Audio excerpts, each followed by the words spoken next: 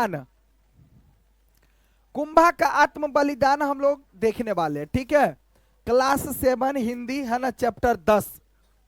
देखिए, कुंभा का आत्म बलिदान। आजादी किसे प्रिय नहीं होती भाई? आजादी जिंदगी कौन नहीं जीना चाहता है? सब जीना चाहता है। जैसे हम लोगों का देश भारत देश अंग्रेजों के गुलाम थे, तो बहुत तकलीफ होती थी हम लोगों के लोगों यानी हमारे देश के लोगों को जीने में। लेकिन अब आजादी मिली है तो अब अच्छा लगता है जीने में, ठीक है। तो आजादी किसे प्रिय नहीं होती भाई? सबको होती है। मनुष्य की तो बात ही क्या, पशु पक्षी को भी पराधीन रहना, पराधीन मतलब आजाद, सॉरी गुलाम, पराधीन रहना पसंद नहीं करते। मतलब आदमी तो दूर की बात है, पशु पक्षी जानवर इत्यादि भी गुलामी में रहना पसंद नहीं करते। तो आदमी को तो और नहीं पसंद आएगा भाई। लेकिन कभी कभी इस प्रिय आजादी की रक्षा के लिए प्राण भी न्यौछावर करने पड़ते हैं, जैसा कि हम लोगों के योद्धाओं ने क्या किया। अरे ये सब क्या है? ये सब युद्ध के लिए न मर गया जी, आजादी के लिए न मर गया। लड़ते लड़ते जो है सो ये लोग मारे चले गए, ठीक है। तो कभी कभी क्या होता है इंसान को, आजादी की रक्षा के लिए, अगर आप आजादी चाहते हैं, आजादी किसे प्रिय नहीं होती है? देखो ना, कभी कभी क्या होता है, आजादी की रक्षा के लिए प्राण भी न्यौछावर करने पड़ते, प्राण भी न्यौछावर करने पड़ते, प्राण भी मतलब देना पड़ जाता है। और जैसे कि हम लोगों के वीर योद्धाओं ने अपनी प्राण न्यौछावर कर दिया। अरे भारत को आजाद कराने में कितने लोगों ने तो अपनी प्राण न्यौछावर कर दिया ना जी। 5 लोगों का नाम कौन बताएगा? हाथ उठाओ। समझ में आ गया ना? हाँ तो आ जाओ, ठीक है। तो अपने कई वीरों ने भारत को आजाद कराने में क्या किया भाई? प्राण की न्यौछावर कर दिया। राजपूतों की छोटी सी रियासत बूंदी, वहां के वासी थे आजादी के परवाने, हारा जाति के राजपूत, परम वीर, नितांत स्वाभिमानी, अपनी मातृभूमि। मातृभूमि का मतलब क्या होता है? अरे भूमि, मातृभूमि जानता है ना? जैसे आप लोगों का मातृभूमि क्या है? ये जहां जहां हम लोग जन्म लेते हैं, जिस धरती पर हमने जन्म लिया, उस धरती को क्यों छोड़कर जाएंगे, है ना। मातृभूमि की आन बान के लिए, जिस जैसे भारत देश में तुम्हारा जन्म हुआ है, तो यही आपकी क्या है भाई? मातृभूमि है। आन बान के लिए हरदम मर मिटने को तैयार। अपनी मातृभूमि मतलब क्या कि इन वीरों ने अपनी मातृभूमि भारत देश की पर कोई दूसरा देश राज न कर सके, उसके लिए अपनी मातृभूमि के लिए क्या किया इन्होंने? अपनी जान न्यौछावर कर दिया। लेकिन शीघ्र ही उनकी वीरता की परीक्षा की घड़ी आज पहुंची। चित्तौड़ के महाराणा ने बूंदों को अपनी प्रचंड सैन्य शक्ति, अपनी प्रचंड सैन्य, सैन्य मतलब सेना, सैन्य शक्ति के बल पर अपने अधीन करना चाहा। कौन? चित्तौड़ के महाराणा ने बूंदों को अपनी प्रचंड सैन्य शक्ति के बल पर अपने अधीन करना चाहा। अधीन मतलब गुलाम करना चाहा। बूंदी के हारा राजपूतों ने ठठक कर किया, वह डट कर युद्ध किया, डट कर युद्ध किया, हाँ ठीक है। और राणा को इस युद्ध में मुंह की खानी पड़ी। और राणा को इसमें क्या होना पड़ा? मुंह की खानी। मुंह की खानी पड़ी का मतलब, अब जैसे मान लो कि ये महाराणा कोई मतलब कि चित्तौड़ का राजा कौन था? महाराणा। तो चित्तौड़ जैसे क्या होता है ना कि एक देश वाला दूसरे देश वाले पर चाहता है युद्ध करके उसको जीत ले। पहले कैसे होता था ना कि जैसे मान लो कि जैसे तो भारत देश है, नेपाल देश है, तो भारत या नेपाल चाहेगा हम भारत पर आक्रमण करके आप भारत को अपना गुलाम बना ले। अब जैसे देखो, जैसे पाकिस्तान देश पर भारत के लोग क्या करेगा, या पाकिस्तान वाले बार बार चाहता है भारत पर अटैक करे, या चीन वाला चाहता है अटैक करे और भारत को क्या कर ले, अपना गुलाम बना ले। लेकिन आता तो है लड़ने के लिए। अब भारतीय लोग जब मारता है फाइटिंग फुटिंग, तो सीधा जो है चीन में नहीं, चीन से पार होकर के गिरता है। तो इसका मतलब क्या हुआ, उसको मुंह की खानी पड़ी। मतलब आया लड़ने लेकिन उसको हरा दिया, तो उसको बोलते हैं मुंह की खानी पड़ी। तो इसलिए किसको मुंह की खानी पड़ी, चित्तौड़ के महाराणा, चित्तौड़ के महाराणा को, ठीक है। किससे हार गया, बूंदी के हारे राजपूतों, ठीक है। बूंदी की छोटी सी रियासत के उन जाबाज मतलब जान की बाजी लगाने वाला राजपूत कौन है, सपूतों ने चित्तौड़ के शक्तिशाली राणा को, चित्तौड़ के जो राजा शक्तिशाली राणा था ना, उसको हरा दिया। कौन हरा दिया, तो बूंदी जैसे भारत है ना वैसे ही बूंदी के रियासत के उन जाबाज लोगों ने, ठीक है, धूल चटा दी। क्या कर दिया, इसमें निकालो तो।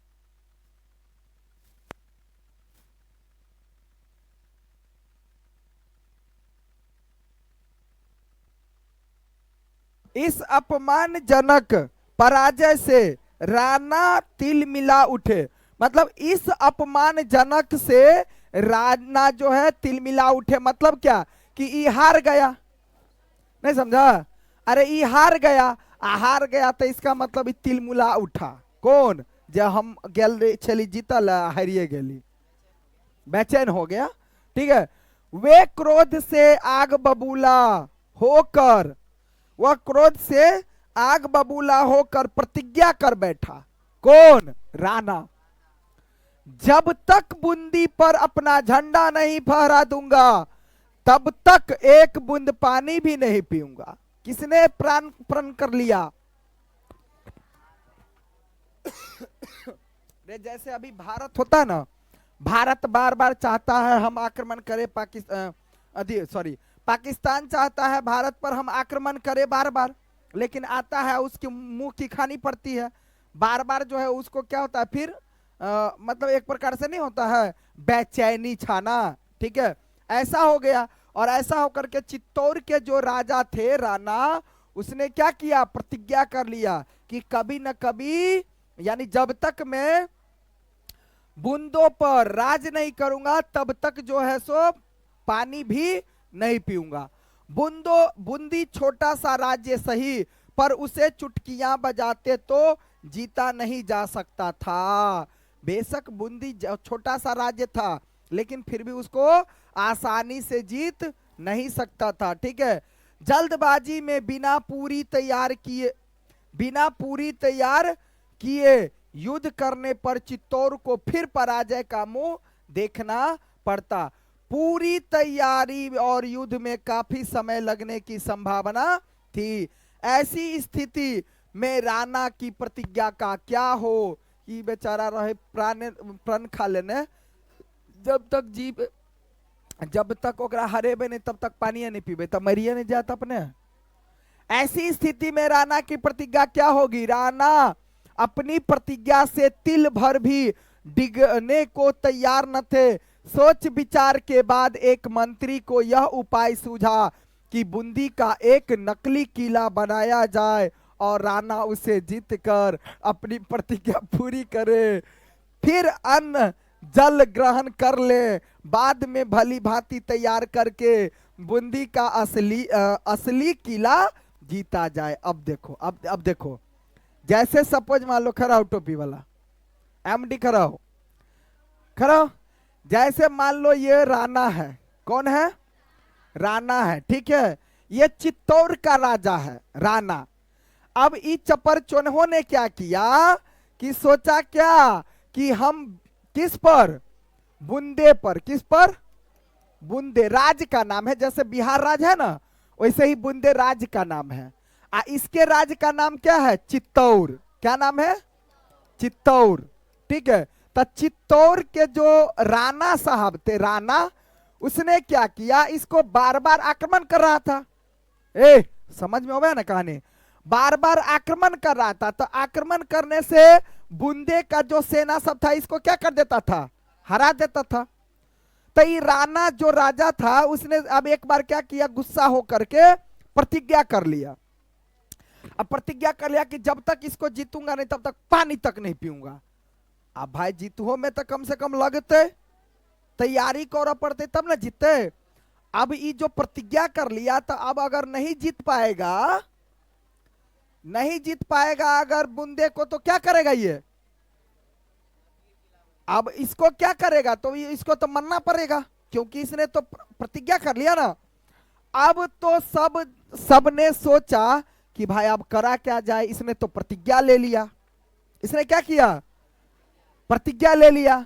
अब जब प्रतिज्ञा ले लिया तो भाई चित्तौर वाले जो राणा है वो तो बुंदे को अभी हरा नहीं पाएगा, तो मारा जाएगा, अन्न जल ग्रहण नहीं करेगा अगर, तो क्या होगा? जय हो। अरे मर जाएगा ना भाई। जो खाना पानी नहीं पिएगा तो भाई मारा जाएगा कि नहीं मारा जाएगा?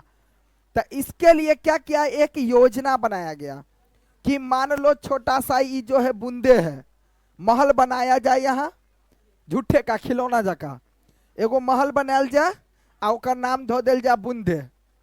आ ओकरा जे है से ओहि में कोनो कोनो सेना सब धो दिल जाए, आ ओकरा झूठे के हरा कर आ तब बुझो जीत गलिए, आ तब खाना खा लिया।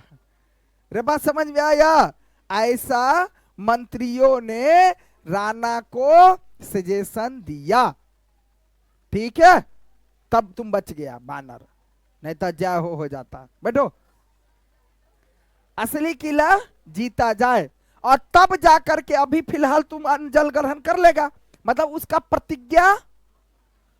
प्रतिज्ञा पूरा करने के लिए ऐसा किया, और बाद में फिर अपना धीरे धीरे अपना बनाना, साल 2 साल में जीतना। ठीक है, यह उपाय सबको पसंद आया, अच्छी बात है भाई, नहीं तो राजे साहब पार नहीं। फिर तो तुरंत एक मैदान में बूंदी का नकली किला बनाया जाने लगा। देखो मैदान में अब एगो नकली किला बनल के, कौन किला? बूंदे के, कि मानल गए कि बूंदे है। तभी चित्तौर के सेना का एक हारा सैनिक जंगल से शिकार खेलकर लौटा। बस किला बनते ही, है ना, देखकर वह ठिठक गया। क्या हो गया? ध्यान से देखकर बोला, आहा कितनी सुंदर कारीगरी है, ठीक वैसा ही द्वार, वैसा ही परकोट, जैसा कि बूंदे में जैसा किला था ना, ठीक उसी प्रकार का परकोट। परकोट का मतलब चारों साइड से घेराल तेराल टाइप में जो बताए थे, वैसे ही बुर्ज, वैसे ही बूंदी के किले की हूबहू नकल की गई। तो भाई तब तो बनेगा बात। मेरी मातृभूमि बूंदी तुझे प्रणाम है, यह कहकर उसने उस किले के सामने अत्यंत सम्मान से सिर झुका दिया। लेकिन सैनिक का कौतूहल शांत नहीं हुआ, उसके मन में एक प्रश्न घूमता रहा, आखिर बूंदी का यह नकली किला यहां क्यों बनाया जा रहा है? मतलब कि इसके जो प्रजा लोग थे ना, वो प्रजा लोग सोचने लगा कि भाई यहां बूंदे का जो है ना, बूंदे का किला यहां क्यों बनाया जा रहा है? अपने क्षेत्र में, मतलब चित्तौर में बूंदे का किला क्यों बनाया जा रहा है? ठीक है, किसने सोचा? वहां के लोगों ने। ठीक है, वह अपना कौतूहल मिटाने के लिए कारीगरी के पास पहुंचा। उसने सोचा कारीगर से ही पूछ लेते हैं। उन्होंने उसे सब बातें कह सुनाई। बातें सुनते ही सैनिक की पेशानी पर बल पड़ गया। वह विद्युत गति से, मतलब बिजली जैसी तेज गति से वहां से निकल आया। दृढ़ निश्चय से उसकी मुठिया कस गई, आंखें लाल हो गई, बाहें पकड़ने लगी। उसका तेजस्वी स्वर फूट पड़ा, यह नहीं हो सकता। मेरी प्यारी मातृभूमि बूंदी, जब तक तेरा यह बेटा जीवित है तब तक तेरा यह अपमान कदापि नहीं हो सकता। मैं रक्त की आखिरी बूंद शेष रहने तक अपनी मातृभूमि की रक्षा करूंगा। जानते हैं कौन था यह सैनिक? यह था वीर हारा राजपूत कुंभा। जो पूछने जे छले, जो अरे कारीगर से पूछा ना कि यहाँ क्यों बनाया जा रहा है, तो वह था कौन? कुंभा। कुंभा कौन था? बुंदे के राजपूत था, बुंदे के वीरहारा राजपूत कुंभा। इसकी मातृभूमि भी बूंदी पर यह बहुत समय से चित्तौड़ के राणा की सेना में नौकरी करता था। बूंदी के कुछ और क्या है, हारा राजपूत भी राणा की सेना में सैनिक थे। सभी परम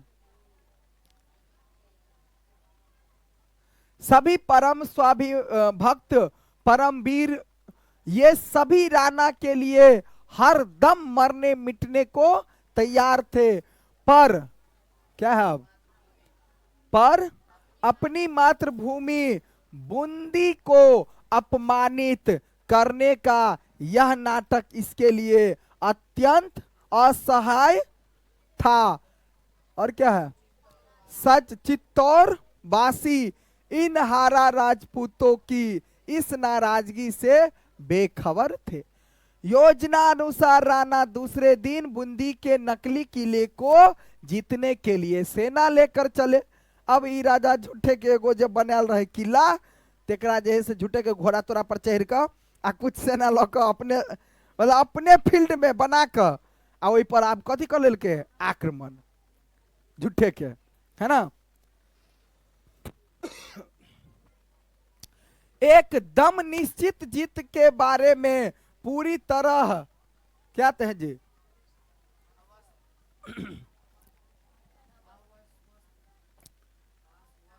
अस्वस्थ।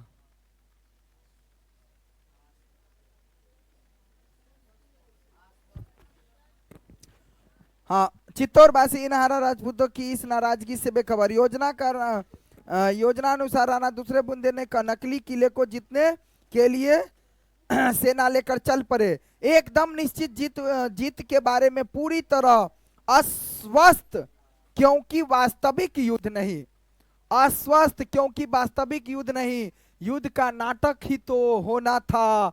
राणा के वहां पहुंचने पर क्या है, हल्का फुल्का प्रतिरोध करने के बाद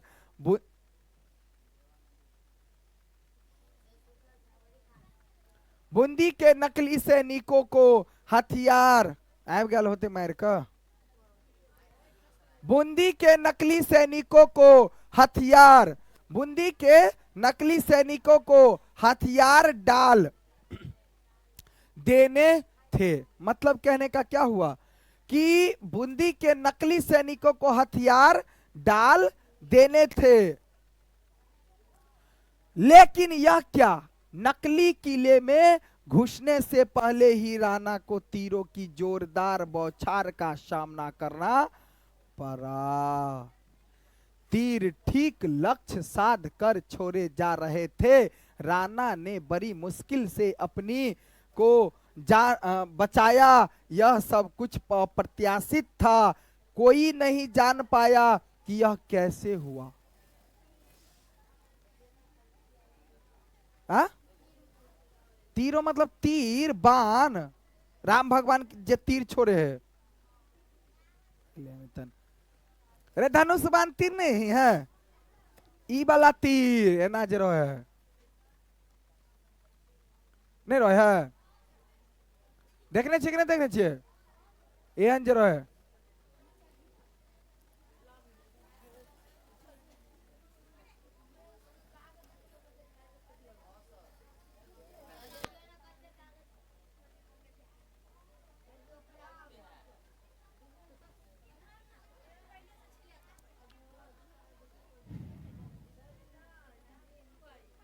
अरे युद्ध नहीं होता है राम रावण में, आ तो तीर नहीं छोड़ता है। आ छोड़ता है कि नहीं तीर छोड़ता है। आ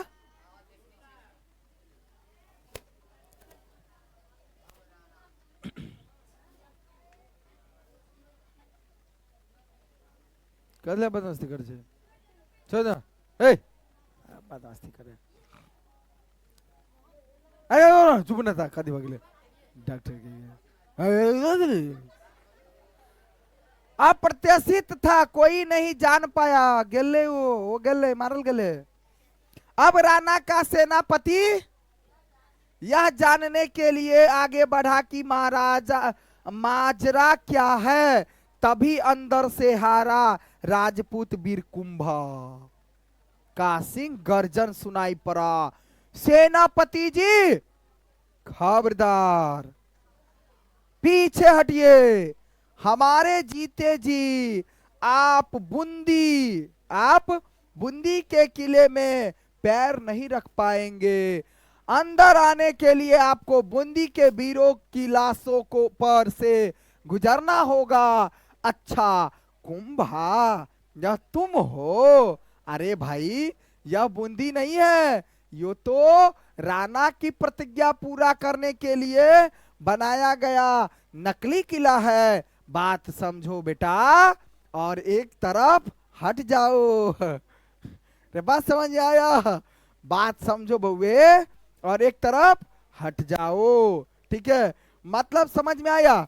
अब देखो सेनापति जी मातृभूमि तो मातृभूमि होती है। कहा कि सेनापति जी मातृभूमि तो मातृभूमि होती है। वीर अपने प्राण देकर भी उसकी रक्षा करते हैं और मातृभूमि नकली भी होती है। यह मैं आपसे ही सुन रहा हूं। हमने राणा का नमक खाया है। हम उनके सेवक हैं उनके लिए प्राण तक दे सकते हैं पर किसी के भी हाथों इस तरह अपनी मातृभूमि बूंदी का अपमान कदापि सहन नहीं करेंगे।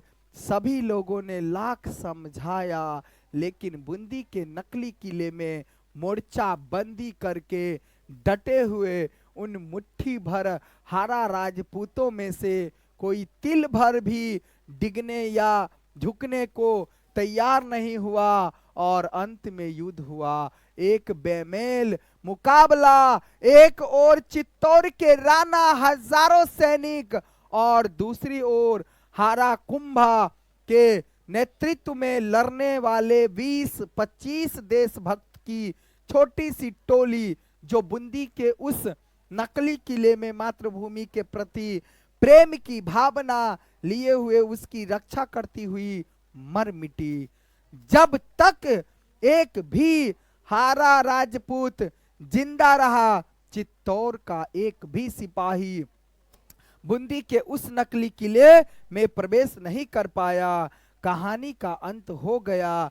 राणा जीता कुंभा और उसकी वीर टोली हार गई।